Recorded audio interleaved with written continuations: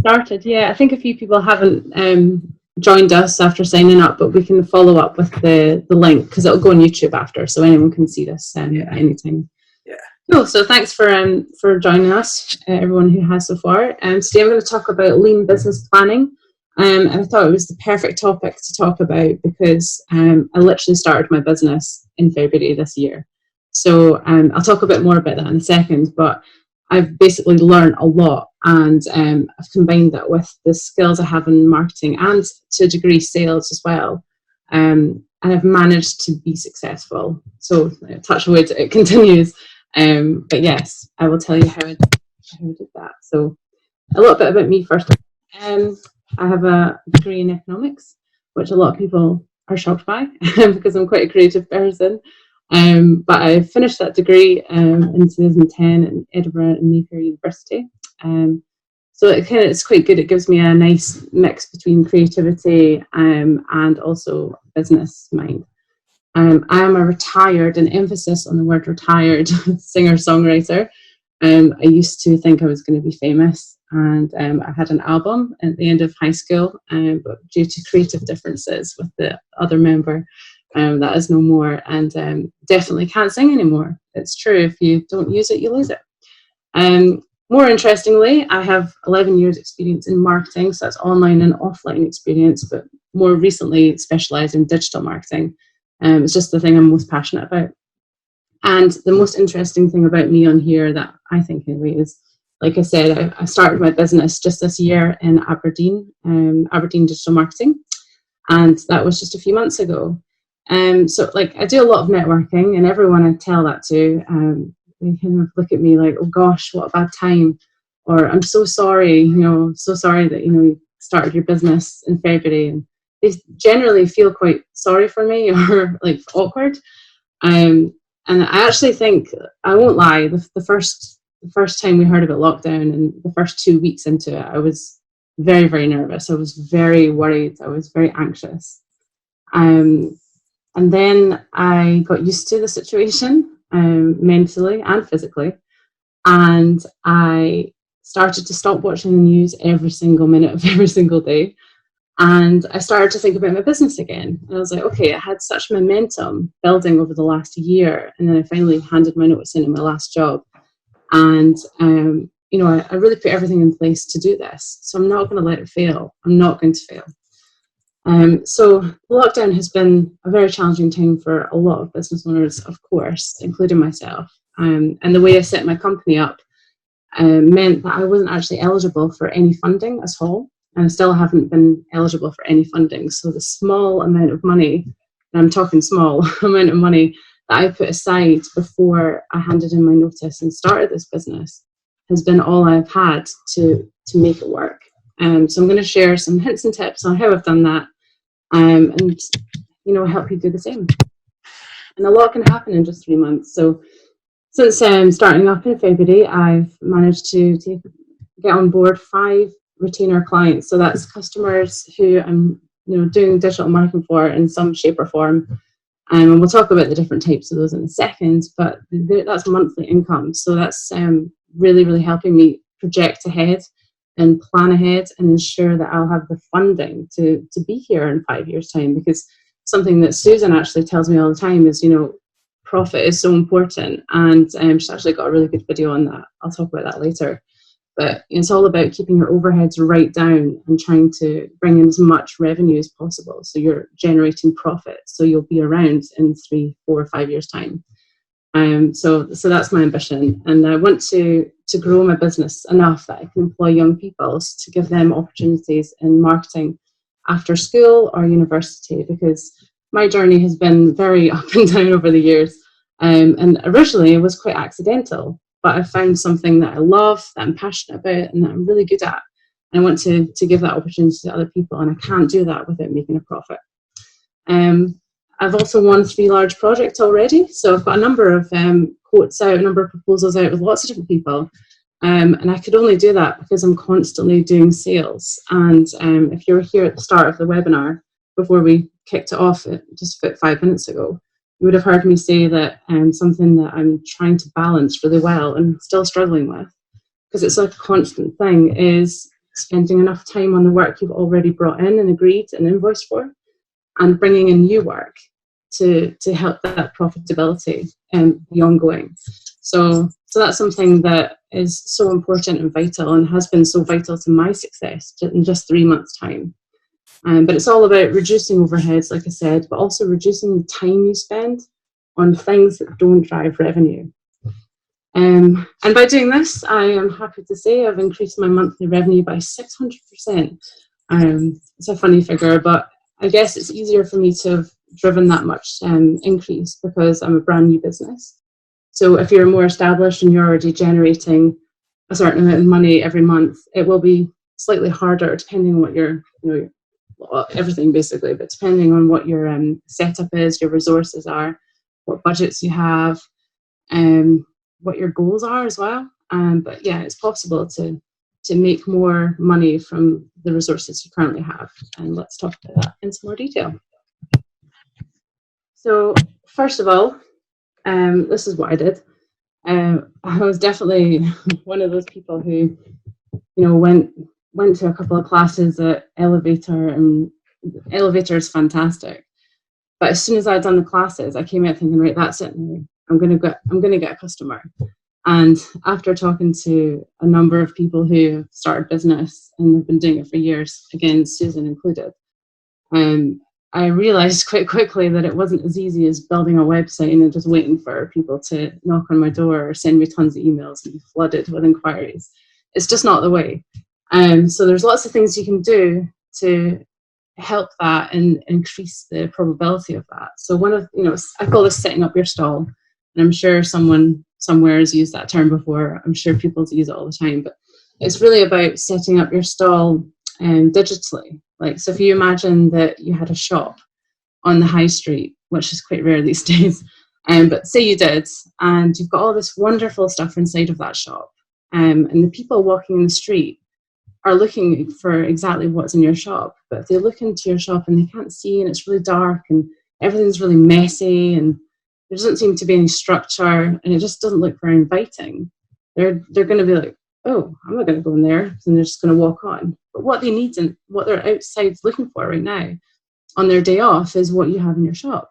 So it's all about setting up your stall properly. And yes, a website is part of that, but it's really thinking about your strategy long term and how marketing and sales processes can complement that and make things easier for you.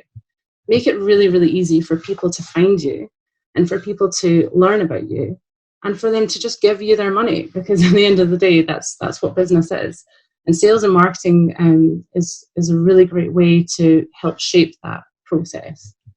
So we're going to look at, I'm already halfway through my time, I'm waffling, but we've got 5 different things here that I thought were really important, really, really top level stuff here. I wouldn't take all of this as pure gospel, but it's just a little taster into the things you should be thinking about.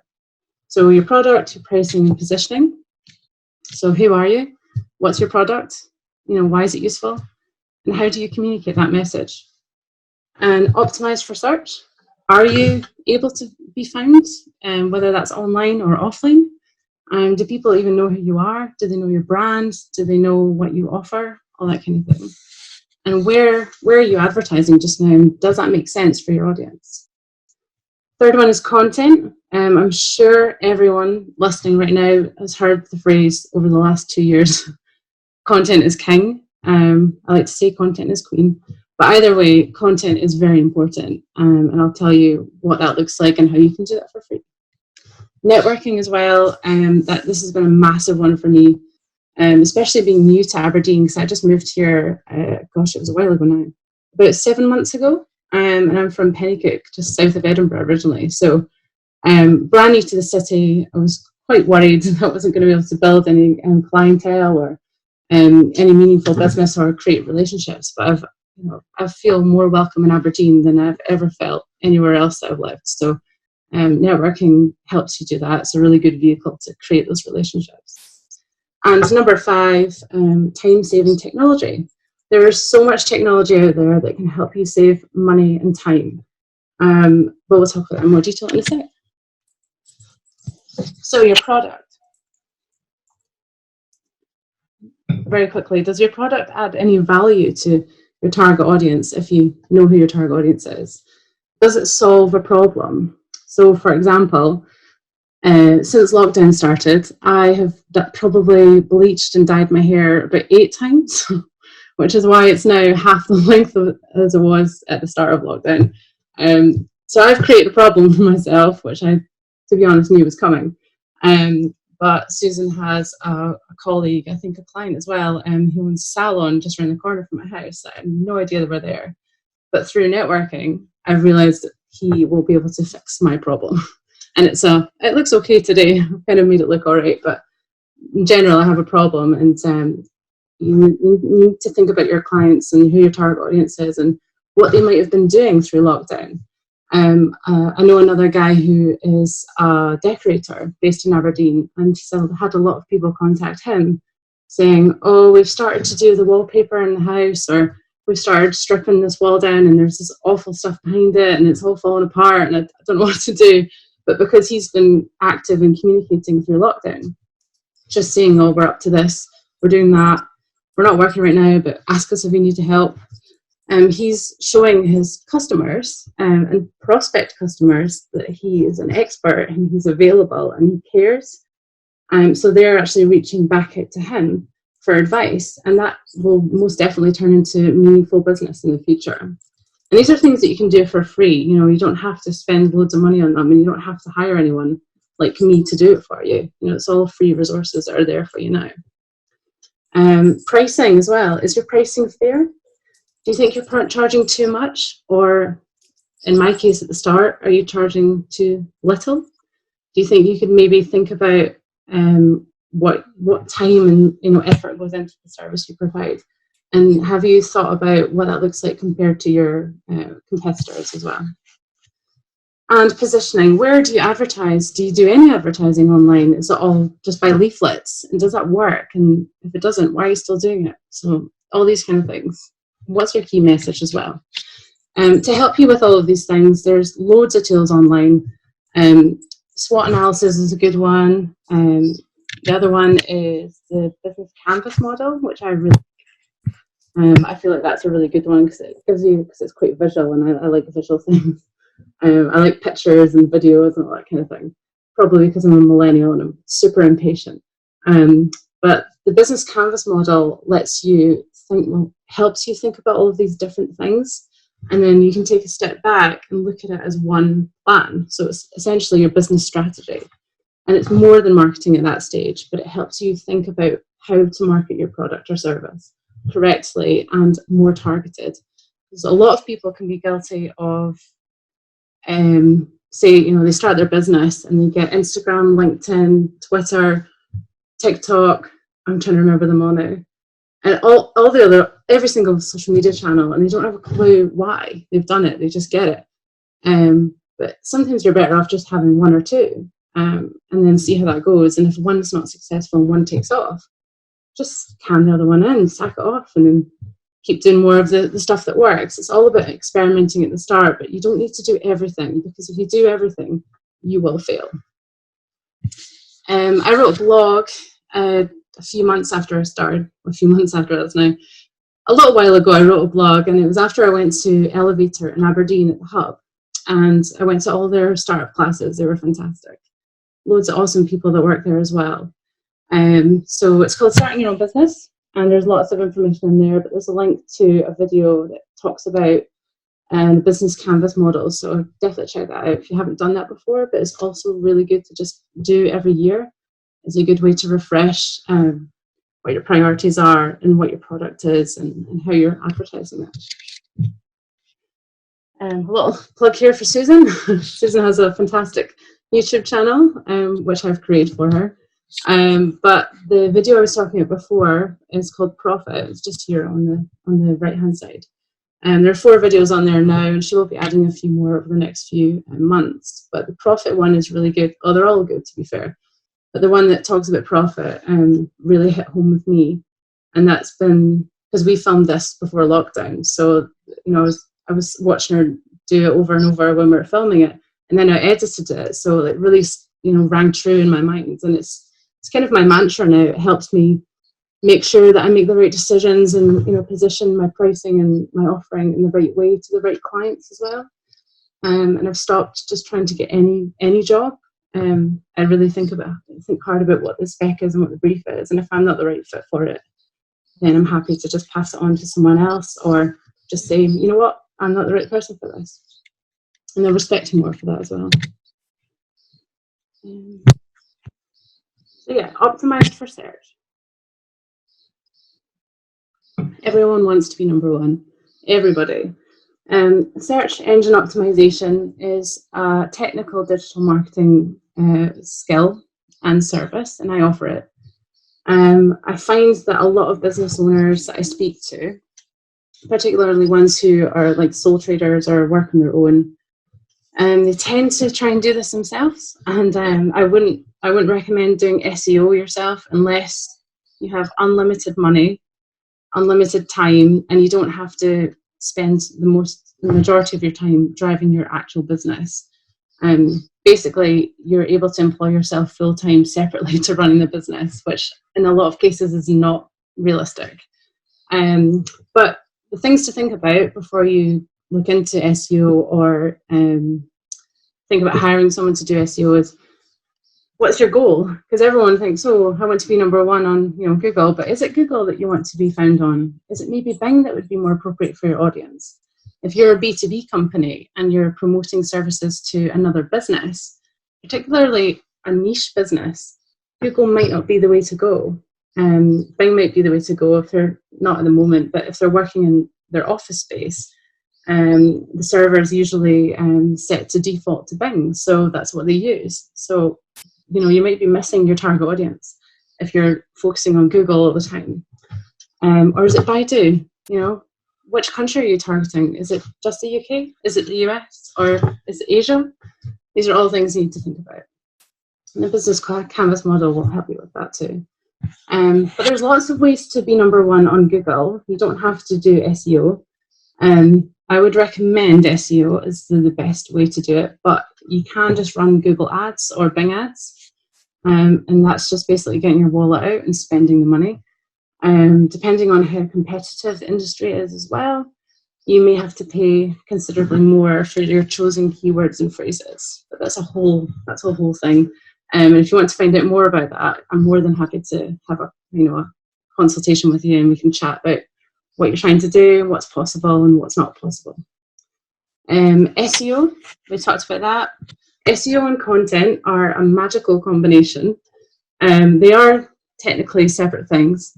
So content is, we'll talk about it in a second, but it's content. It's like information, webinars, blogs, events. You know, what we're doing right now is content. It's just a form of content. And then SEO is the kind of the technical side of it. So you're basically setting up your shop in the digital world to be found. So that's another way to do it. It takes a bit longer if you have an SEO and content marketing strategy and you execute that well. It'll take about at least 3 to 4 months for you to start seeing the benefits of that. Whereas Google Ads is an immediate thing. Literally within the day or two of you setting the ads up and putting the money in, you'll see the benefits. But SEO, I think longer term is a better way to go, especially with all of the algorithm updates that are coming out as well. There are about 4 every year from Google, and potentially another 100 alongside that aren't as big that come out. And again, I would recommend, if you do go down the SEO route, that you get an experienced person to do that for you, because it's a full-time job. And it's quite tricky to learn it all very quickly. By the time you learn it, another algorithm will have come out, and everything you know, it doesn't really make any difference anymore. So yeah, Twitter is interesting. If you want to be number one on Google for free and you don't want to hire anyone, just tweet every single day for the rest of your life with your chosen keyword, and make sure that you're tweeting about something that's relevant to your keyword and your business or your personal brand. And just tweet once a day, every day, forever, and you'll eventually be number one. So that's one way to do it. And Google My Business, a lot of companies still don't use this. It's crazy, but it's a free resource from Google. And if you set up your Google My Business account, put as much information in, as much visuals, photos, videos if you can, lots of information about your business. That's one way to be found. It's not true for a lot of people yet, but the culture is shifting in terms of search. So people, millennials, particularly younger people, Gen Zers, tend to not look at websites anymore. It depends on what you're looking for. So, for example, if you're looking for a wedding venue, which I am, well, I was, we put that off for a year now, but yeah, if you're looking for a wedding venue, you'll typically click into the website because you want to see what the venue looks like. You want to see if there's accommodation. You want to see what packages they offer. What are the prices? You want to get to the nitty gritty of absolutely everything. But if you're looking for somewhere to buy, I don't know, can't think of an example now, somewhere to get your haircut. Personally, I would find them on Google My Business, just get the number and just call them straight away and just speak to someone immediately. So it's a different type of search, but it's still search, but they both cater to different types of search. So that's something to consider as well. And of course, YouTube. I love video. Susan has a YouTube channel. We've been helping her do that. But YouTube is the second largest search engine in the world after Google. It's also owned by Google. So having an SEO strategy on Google and also on YouTube just kind of like complements each other, and it helps you be found across a wider platform. Okay, just watching time now, I'm waffling again. So content, really quickly, and there's loads of different ways you can put content out. Blogs, videos, you can hold events, hopefully when we can again soon. Webinars, so virtual events just like this one now. And you can also post on social media. But what are you going to say? Like, a lot of people struggle on what to write about, what do people want to know? Ask them. You've got customers right now. You must have had one customer. Maybe if you're brand new, you had a customer who didn't pay you any money, but you're happy for the exposure. Ask them what they wanted you to do. Ask them what you've done for them, and ask them if they were happy with it or what would they like to see more about. You can literally get content from one conversation with a customer, because they'll tell you multiple things about the service they need and what they're looking to do in the future, and you just take every single element of that conversation and make that into individual pieces of content. Book recommendation. This was actually a book that was recommended to me about 3 years ago, I think now. And if you're not a marketing person by trade, this is a fantastic book to start off with if you're wanting to learn about content marketing in more detail. It skips all of the marketing jargon and all the buzzwords and things that might throw you off. And it's a great place to start if you want to learn about generating leads and writing good, relevant content. So definitely check it out. It's called They Ask You Answer by Marcus Sheridan, and he's quite a phenomenon now. But there's a whole story behind him, which is very interesting. When we can get back in our cars as well and start driving around and moving around after lockdown, there is an audiobook version of this, and I used to drive to Dundee from Aberdeen every day, so I was able to refresh my memory and listen to this one very quickly. It's a good one. Okay, so networking. Without networking, I probably wouldn't have survived. I'll just put it that bluntly. I've managed to make really meaningful relationships with Susan, with other people. I'm part of a networking group as well. They're kind of like my family now. And again, being part of that kind of network and that community in a place, it's a city that was new to me, made all of the difference. It was a great morale booster. It helps me get my brand out there, particularly because this is a brand new company. Something that no one had ever heard of before. Maybe they'd heard of all the words individually, but not together as a company name. So it's been invaluable, and I would urge anyone watching this to go out and network. Elevator, again, another plug for them, but they are fantastic. All free resources, and they're very happy to help you. Go to free courses as well. There's loads of them right now because people are at home. Not all the courses I've seen that have been advertised are, I think, worth it. But I think, like, for example, learn how to be a graphic designer in 5 hours. I just don't think that's possible. And it's like price drop from like £400 to £2. don't go to those ones. Don't sign up to them because you're not going to learn very much. But go to free events like this and coffee mornings where there's actual people who own businesses that can help you promote your business to their network. And if you want an introduction to my network, just let me know after the call, and I'm more than happy to do that for you. So I've got 2 minutes left.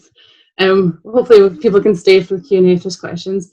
Time-saving technology, and this is the best thing ever. So I've been using this, and a couple of my clients now have signed up for this, and we're just integrating it into their systems.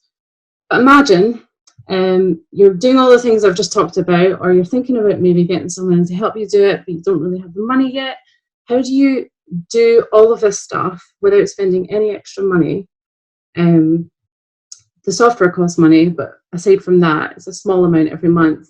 How do you do all of this as well as, doing more business, meeting more people, going out and driving more business? Something will have to give.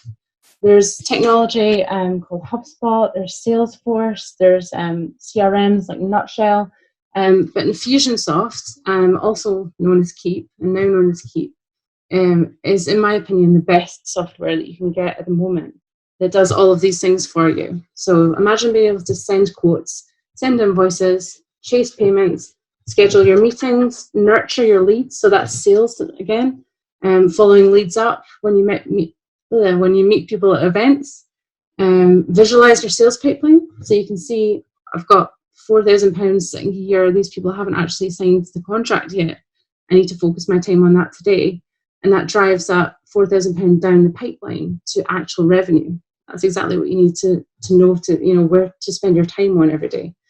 Again, running email marketing campaigns with zero effort at all, so you can literally set it up and it just runs in the background for you. Nurturing leads. Imagine being able to go to an event and scan a business card into your app. It goes straight into your CRM. You don't have to keep the card. When I first started my business in February, I've got a box full of cards of people I've met, which is great, but then I had to sit and spend 3 days just typing them all out and making sure I could save them properly and GDPR and all that stuff, and it was all manual. And I think it was a good exercise to do being a new business owner, but I wish I had this software back then because it would have saved me a hell of a lot of time. So imagine being able to do all of that in one place, and with Keep you can do that. I hope it's not too cheeky. I've got a 2-minute video just to show you a little bit more about Keep. Is that okay, Susan? Yeah, that's fine. On you go. Keep is a little bit like a tree. Ready? Okay. You plant it in the ground, things grow out of it, and you get all these benefits. Keep might be a superhero that comes in and helps you when you're just at that point of frustration. Small businesses are the heroes. Keep's the sidekick. Comes along and helps you in your crusades. Keep would be an octopus because it's got all those arms and it can keep track of so many different things for you if you trained the octopus. Keep is a fantastic product that helps small businesses grow. Keep is CRM, sales and marketing automation for small businesses. CRM stands for Customer Relationship Management. The CRM helps you to manage that relationship. We've given them one place for their sales, their marketing, their payments. One arm could be, calling your customers. One arm could be texting them. The typical day without Keep is chaos. It is certainly chaos. It's the 4 Excel spreadsheets I have open on my laptop. It's the 15 sticky notes I have stuck to my desk. Did I call this person back? Did I reach back out? Did I send an email? Which Post-it note comes first? Which notebook comes first? It all starts with getting organized and calming down that chaos. Another arm could be sending emails to them. One arm could be writing down information about your clients. Keep controls the chaos that every small business owner faces every day. The coolest thing about Keep as a product right now is the Keep business line. The appointments feature. Automation. The coolest thing about Keep as a product is having one system to grow your business. Another arm could be putting an appointment on a calendar, and another arm could be sending a quote to a client. I don't know. How many? That's a lot. Maybe it's a squid. Maybe Keep's a squid. I don't know.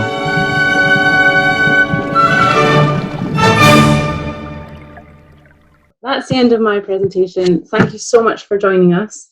There's my details here if you want to ask for any more information or learn more about what's possible for you. But most of all, just keep your overheads down, try and increase your revenue, and you'll be successful. If you need advice and help about money and finance, Susan is your girl. She's fantastic. She's given me the best advice.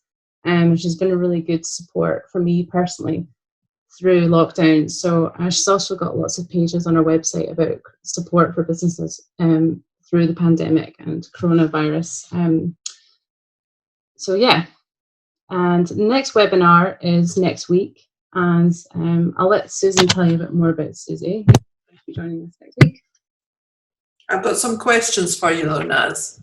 Yeah, sure, fire away. So you'd said about that you'd found, was it how many new projects?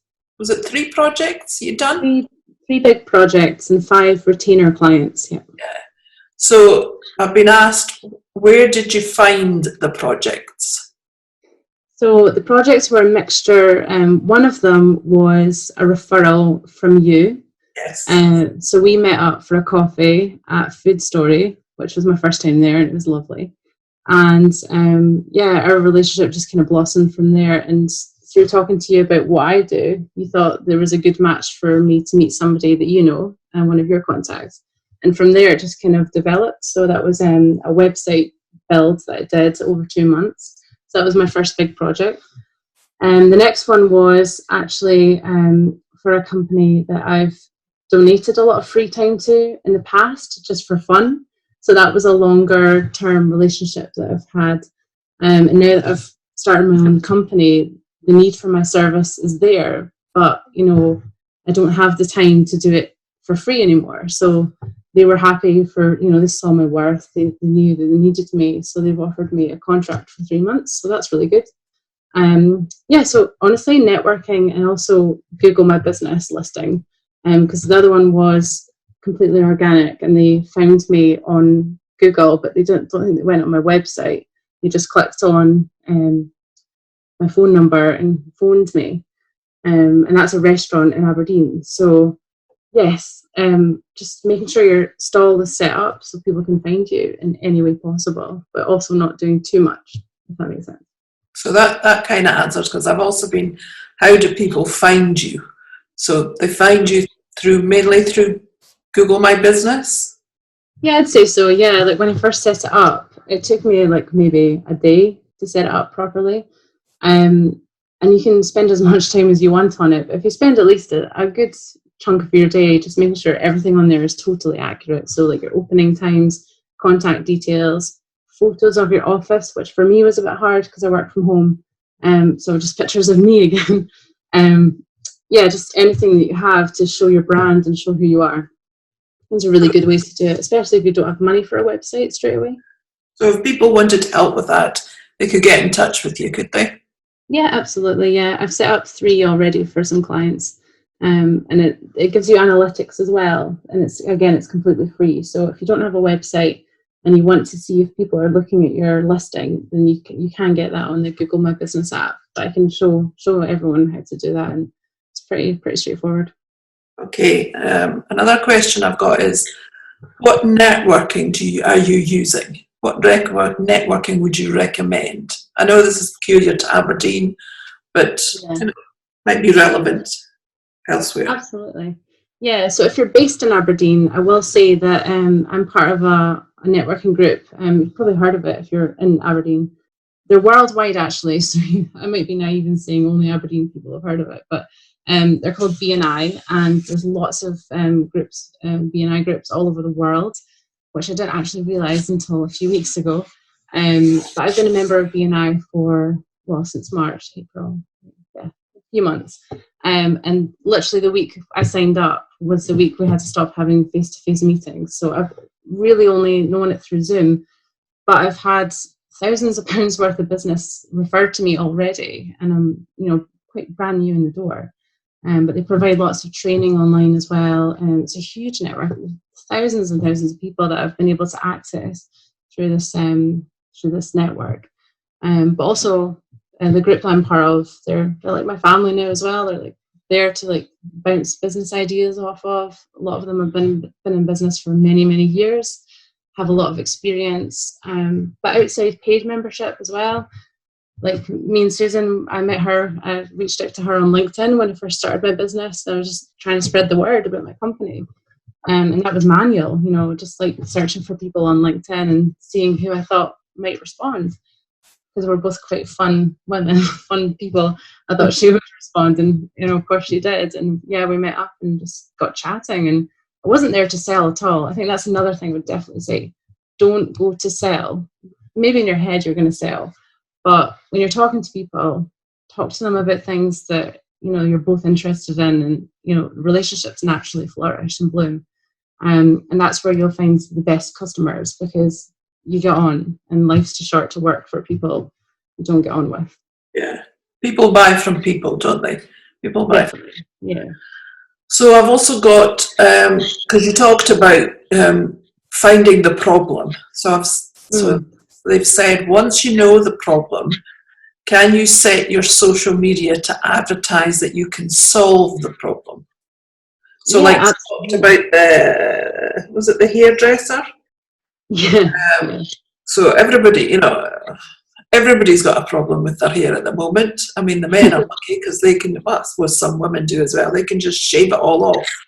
Yeah, it was close to that, yeah. So would you say, once you've found the problem, advertise it, I suppose? Well, is it advertise? How would you then go about sort of putting it out there that you can solve the problem?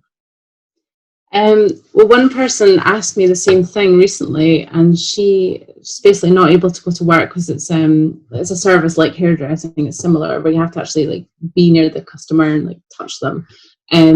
So she can't do anything at all right now, and she was asking me the exact same question: how do I connect with my people that I normally work with who are regulars, but also reach new people? And I don't have a massive budget. I don't really have a budget at all. I was like, do you have social media? And the answer, of course, was yes. I was like, you signed up to that years and years ago just for fun for yourself.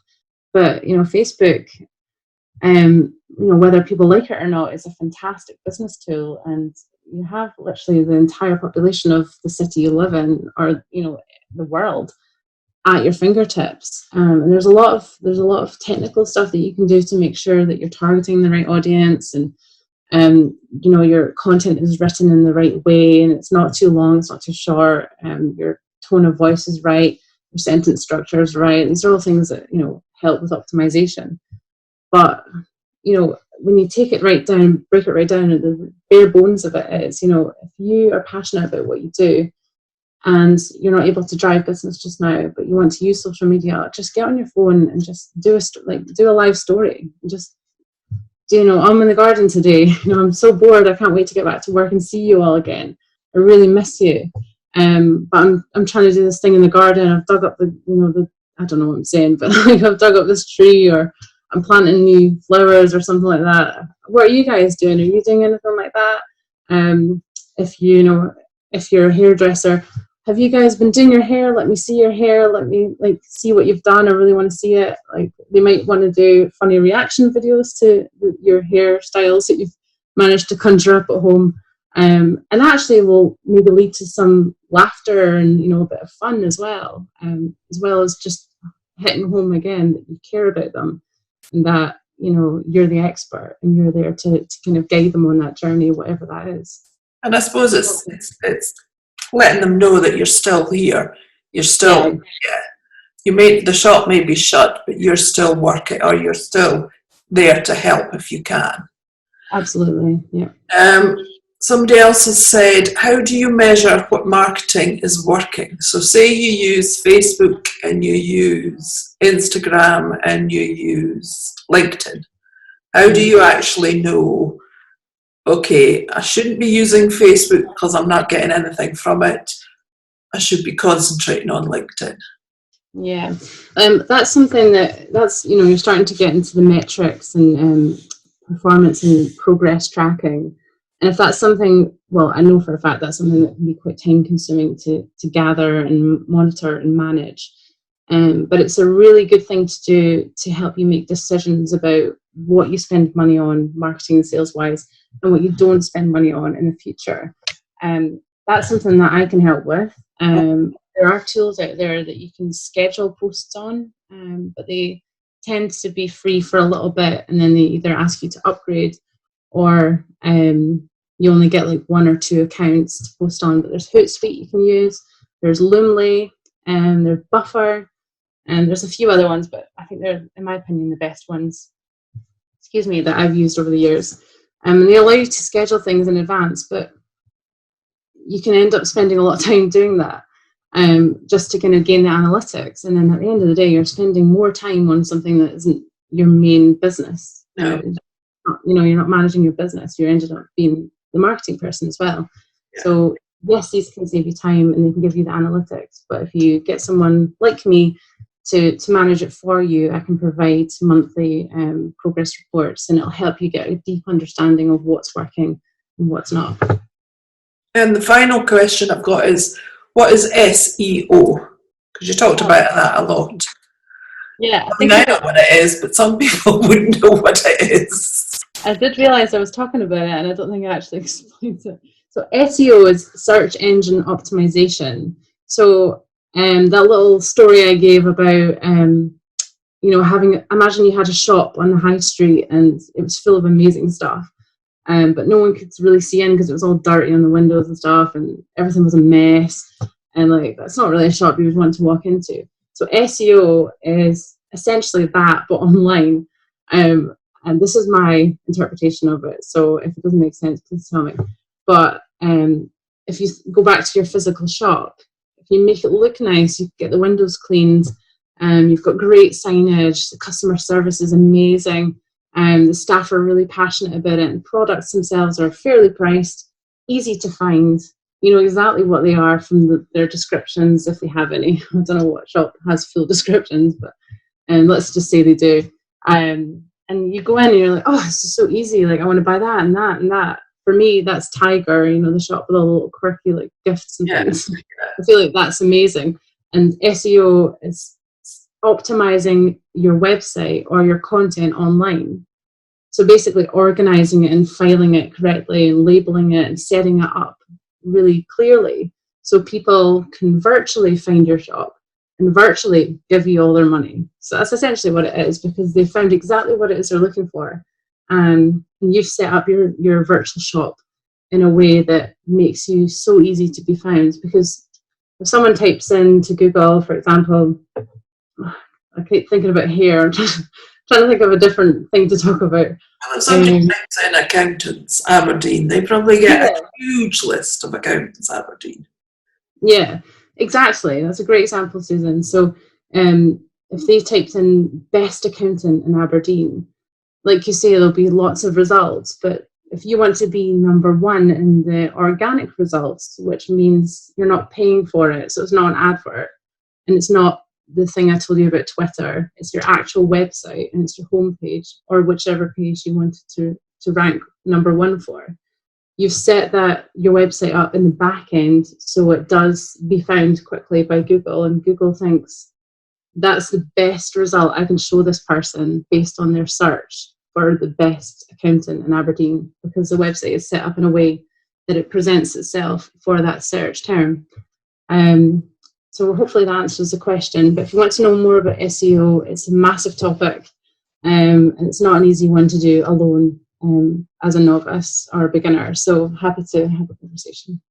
Okay. Well, thanks very much, Naz. That was very interesting. And I've taken some notes myself, which I'll talk to you about at a later stage. As Naz said, my name's Susan Crichton, and I've got my own business, SJC Plus Zero. If I can help in any way, then you'll find me on LinkedIn, Facebook, Instagram, and my webpage is www.sjcplus0.co.uk.